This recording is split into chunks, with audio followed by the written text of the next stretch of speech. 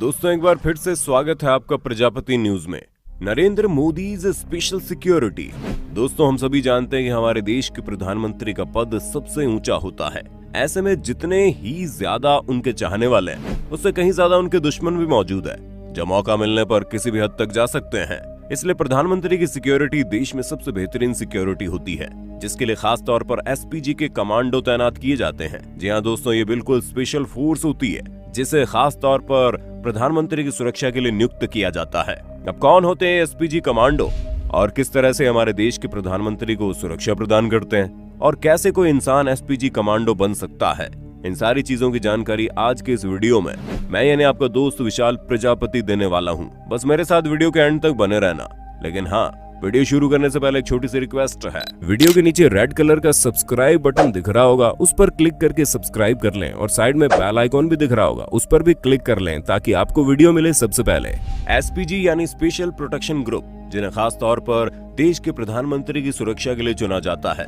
अब जाहिर सी बात है कि जब इतने खास इंसान सुरक्षा के लिए तैनात है तो इनका खुद खास होना भी जरूरी है। तभी तो आंखों में काला चश्मा, बदन पर काला सूट और पैरों में काले जूते के साथ साथ हाथों में ब्रीफकेस लेकर चलने वाले ये एसपीजी कमांडो प्रधानमंत्री के साए की तरह इनके साथ मौजूद होते हैं। हल्की सी शक की गुंजाइश पर सामने मौजूद किसी भी इंसान का एक ही बार में खात्मा कर सकते हैं, फिर चाहे वो कितना भी बड़ा और मशहूर आदमी क्यों ना हो। इनका सिर्फ और सिर्फ एक ही लक्ष्य होता है और वो है देश के प्रधानमंत्री को सुरक्षित रखना, जिसके लिए किसी भी हद तक जा सकते हैं।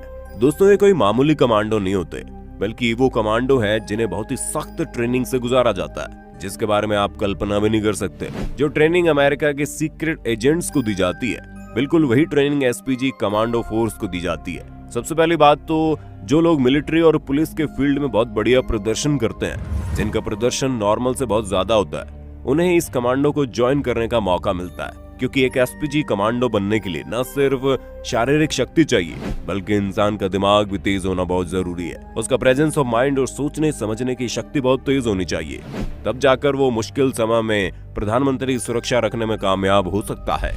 दोस्तों एसपीजी कमांडो भले ही आपको सूट बूट में दिखते हो, लेकिन उन्होंने अंदर पूरे बुलेट प्रूफ कपड़े पहने रखे होते हैं। इनके पास बहुत ही लेटेस्ट हथियार होने के साथ साथ बिल्कुल एडवांस लेवल के बुलेट प्रूफ कपड़े होते हैं, जो उनके शरीर के लगभग हर अंग को कवर कर देते हैं। जब आपने प्रधानमंत्री के काफिले को गौर से देखा होगा तो आपने इस बात पर भी ध्यान दिया होगा कि एसपीजी कमांडो के हाथ में ब्रीफकेस होता है। हालांकि इस ब्रीफकेस के बारे में बहुत कम लोग जानते हैं।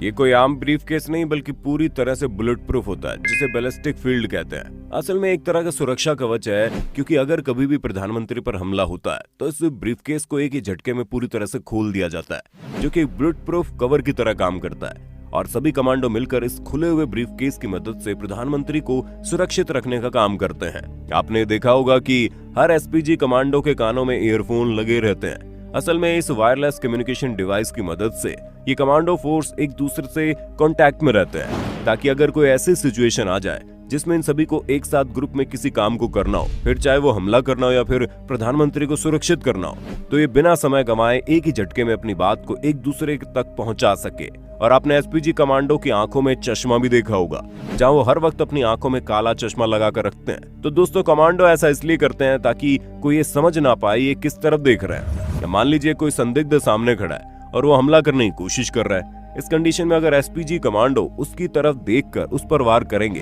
तो वो समझ जाएगा और सतर्क हो जाएगा।